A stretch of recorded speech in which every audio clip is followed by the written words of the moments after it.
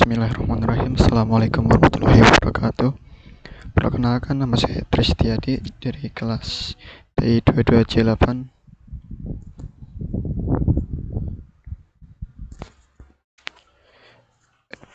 Di sini saya akan mempresentasikan terkait tugas akhir semester matkul kriptografi, yaitu terkait tentang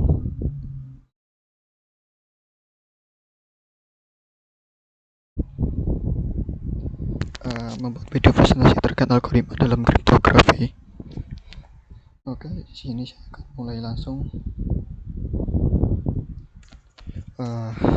Algoritma dalam kriptografi. Presentasi ini akan membahas berbagai algoritma kriptografi yang umum digunakan, termasuk prinsip kerja, studi kasus, dan aktivitasnya. Pendahuluan dulu, apa itu kriptografi?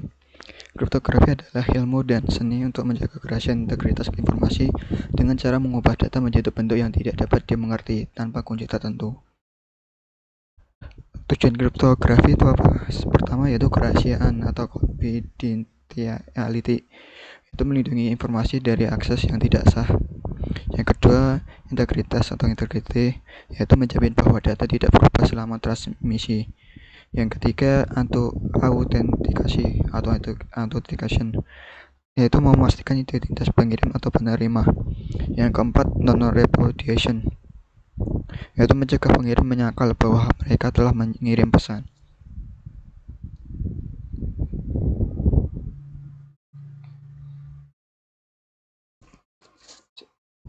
Sebelumnya, tujuan presentasi berikut yaitu memahami prinsip algoritma.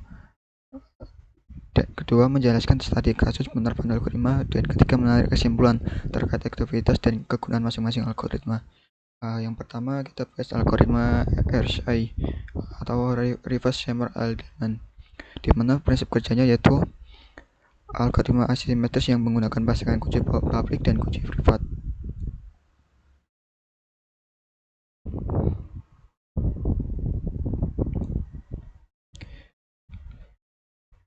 Tahapan utamanya yaitu key generation, yaitu memilih dua bilangan prima besar P dan Q, menghitung N P kali X, menghitung fungsi Gaussian, memilih eksponen publik yang relatif prima terhadap Q.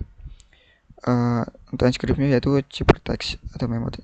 Yang ketiga, deskripsi pesan asli M sama dengan C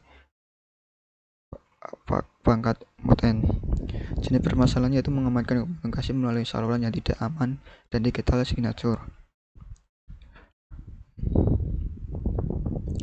Kelebihannya yaitu aman untuk komunikasi kunci publik. Kedua, digunakan dalam protokol keamanan seperti SSL atau TLS. Untuk kekurangannya sendiri yaitu lambat dibandingkan algoritma simetris, membutuhkan kunci yang panjang untuk keamanan yang tinggi.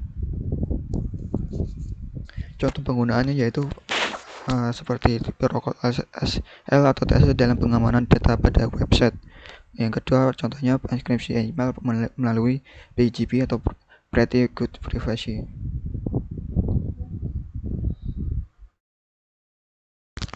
Untuk yang kedua, terkait algoritma DES atau Data Encryption Standard, yaitu prinsip kerjanya algoritma simetris dengan panjang kunci 56 bit, data dibagi menjadi blok 64 bit. Proses enkripsinya melibatkan 16 putaran substitusi dan permutasi. Jenis permasalahannya pengamanan data pada perangkat keras lama atau jaringan lokal. Kelebihannya cepat untuk data kecil. Untuk kekurangan sendiri, rentan terhadap serangan brute force dan digantikan oleh algoritma AES. Contoh penggunaannya yaitu pengamanan ATM di masa lalu. Kedua, protokol lama seperti IPsec. Untuk contoh berikutnya, AES atau Advanced Encryption Standard. Untuk prinsip kerjanya yaitu algoritma simetris yang menggantikan DES panjang kunci 128, 192 atau 256 bit. Proses enkripsinya melibatkan yang pertama substitusi byte, yang kedua zip rows, ketiga column, dan keempat add-on cache. Untuk jenis permasalahannya enkripsi data dengan efisiensi tinggi dan pengamanan komunikasi dalam berbagai aplikasi. Untuk kelebihan sendiri yaitu aman terhadap serangan brute force, cepat dan efisien untuk data besar. kekurangannya sendiri yaitu membutuhkan kunci yang harus tetap rahasia. Contoh penggunaan yaitu seperti WiFi, contohnya WPA2 atau WPA3 untuk pengaman, dan contoh lainnya pengamanan database di perusahaan serta protokol VPN. Untuk berikutnya algoritma Blowfish. Prinsip kerjanya yaitu algoritma simulasi dengan panjang kunci variabel 32 sampai 448 bit. Data dibagi menjadi blok 64 bit menggunakan proses enkripsi flash style.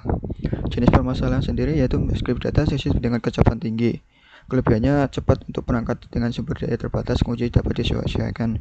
Untuk kekurangannya sendiri digantikan oleh algoritma lebih modern seperti AES. Contoh penggunaannya yaitu pengamanan file pada perangkat lunak lama. Berikutnya algoritma ECG atau Elliptic Curve Cryptography. Prinsip kerjanya itu menggunakan sifat kurva eliptik pada bidang bilangan modulo. Untuk berbasis pada konsisten masalah logaritma diskret pada kurva eliptik. Untuk jenis permasalahannya yaitu memberikan keamanan kunci publik dengan ukuran kunci yang lebih kecil dibandingkan RSA. Untuk kelebihannya aman dengan ukuran kunci lebih kecil dan cocok untuk perangkat dengan sumber daya rendah seperti IoT. Contoh penggunaan yaitu kriptografi pada perangkat IoT dan protokol blockchain seperti Bitcoin. Algoritma MD5 atau Magic Digest 5. Prinsip kerjanya yaitu algoritma hash untuk menghasilkan fingerprint 128 bit dari data. Proses hash melibatkan pembagian data menjadi blok 512 bit dan melakukan operasi matematis pada setiap blok. Jenis permasalahannya yaitu verifikasi integritas data. Kelebihannya sendiri yaitu cepat dan mudah diimplementasikan. Untuk kekurangannya sendiri rentan terhadap serangan collision dan tidak direkomendasikan untuk aplikasi keamanan. Contoh penggunaannya yaitu validasi checksum file dan penggunaan non keamanan seperti hashing password sederhana. Oke, kita lanjut ke studi kasus. Contohnya penerapan SCI. Deskripsi permasalahan yaitu sebuah bank ingin mengamankan komunikasi data transaksi online nasabah. Untuk analisa dan penyelesaiannya yaitu bank menggunakan RSA untuk mengenkripsi informasi kartu kredit. Selain itu, public key dipublikasikan untuk klien, sedangkan private key disimpan di server bank. Yang ketiga, protokol HTTPS mengimplementasikan RSA dalam sesi SSL atau TLS. Untuk hasilnya, transaksi lebih aman dari penyadapan selama transmisi, mengurangi resiko serangan man in the middle. Studi kasus untuk penerapan AES, yaitu deskripsi masalahnya sebuah perusahaan ingin melindungi database pelanggan dari akses tidak sah. Untuk analisa dan penyelesaiannya yaitu perusahaan menggunakan AES 256 untuk mengenkripsi database. Setiap pengguna memiliki kunci unik untuk akses data tertentu. Enkripsi ditetapkan secara otomatis selama penyimpanan data. Hasilnya, database lebih aman dari pencurian. Data yang dicuri tetap tidak dapat dibaca tanpa kunci enkripsi. Untuk kesimpulannya yaitu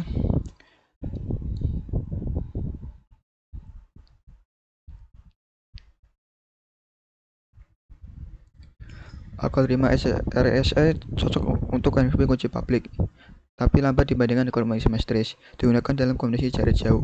Untuk algoritma AES sendiri efisien untuk data besar, cocok untuk pengamanan lokal. Untuk algoritma yang lain, Blowfish cocok untuk enkripsi cepat pada perangkat lawas. Jadi unggul untuk perangkat IoT dengan ukuran lebih kunci kecil. MD5 hanya digunakan untuk aplikasi non keamanan.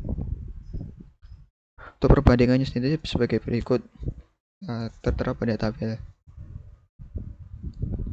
Untuk referensi saya ambil dari berikut seperti William Style sing terkait cryptography dan net security yang terkait prinsip plus dan praktik dan lainnya. Mungkin cukup sekian dari presentasi yang saya sampaikan. Mohon maaf ada salah kata. Untuk lebih jelas boleh dikritik dan saran saya terima. Wassalamualaikum warahmatullahi wabarakatuh.